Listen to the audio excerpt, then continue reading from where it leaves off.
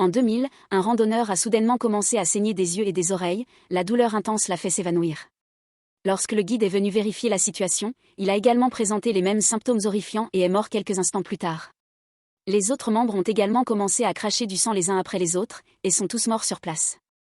Ce qui devait être une simple expédition d'exploration s'est transformé en cauchemar dans cette région montagneuse reculée de Sibérie. Un seul survivant est descendu de la montagne en sécurité, certains ont spéculé que la source d'eau était contaminée, tandis que d'autres pensaient qu'il s'agissait d'un empoisonnement. Mais aucune preuve suffisamment concluante n'a jamais été confirmée. Dès 1999, un incident similaire s'était produit sur une montagne en Russie. Les corps de 9 randonneurs ont été retrouvés allongés dans la neige, et lorsque l'équipe de secours est arrivée sur les lieux, ils ont découvert que les tentes de ces personnes avaient été découpées de l'intérieur vers l'extérieur, leurs corps étaient tous étrangement allongés dans la neige. Certains ne portaient que leurs sous-vêtements, 2 corps avaient les yeux manquants, et un corps n'avait plus de langue. Mystérieusement, ils semblaient avoir fui leur tente pieds nus dans des températures négatives, un corps présentait une fracture du crâne, un autre avait le cou tordu, et tous les autres corps montraient des signes de graves blessures internes.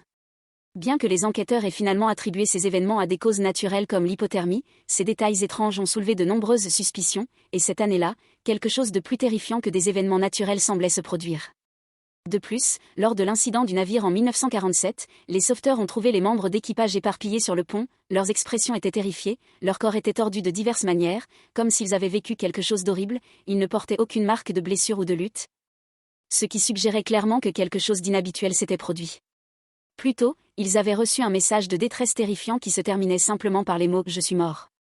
Lorsque l'équipe de sauvetage s'apprêtait à remorquer le navire, la cale a soudainement pris feu, les forçant à évacuer d'urgence. Cependant, pendant l'évacuation, le navire a violemment explosé, causant son naufrage rapide, et toutes les preuves possibles ont disparu avec lui, laissant finalement cet incident comme un mystère sombre non résolu.